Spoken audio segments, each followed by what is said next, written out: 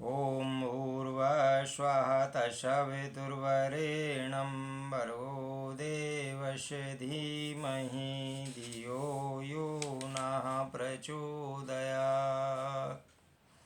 ओम परमात्मने नमः। आत्मज्ञानादहो प्रीति विषय ब्रह्मगोचरे सुक्तेर्ज्ञान तो लोभो यथा रजत भ्रमरमये। आत्म अज्ञानात, आत्मा के अज्ञान से, अहो माने आश्चर्य है, प्रीति माने मोहो प्रवृत्ति, विषय ब्रह्म गोचरे विषयों का ब्रह्म होने पर, सुक्ते है शिपी के, अज्ञानतः अज्ञान से, लोभ प्राप्त करने की लालसा, यथा जैसे, रजत भ्रम में चांदी की भ्रांति में।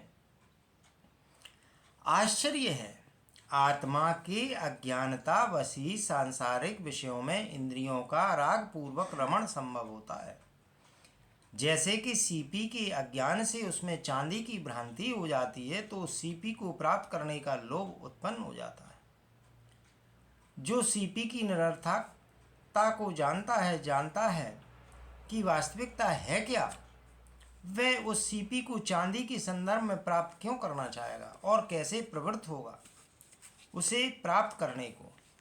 इस सूत्र में महर्षि अष्टावक्र आसक्ति का कारण बतलाते हुए राजा जनक से पुनः प्रश्न पूछते हैं कि जैसे रस्सी में सर्प की भ्रांति होती है, उसी प्रकार सीपी के अज्ञान से उसमें चांदी की भ्रांति होती है और इसी चांदी की भ्रांति से लालच उत्पन्न होता है।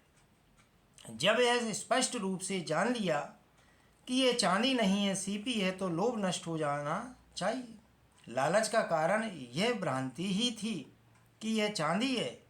इसी तरह आत्मा का ज्ञान न होने के कारण सांसारिक विषयों का संदेह हो गया था और उनमें आसक्ति हो गई थी कि सांसारिक विषयों में ही सुख है, परंतु अब आत्मज्ञान होने के पश्चात वह भ्रांति मिट गई।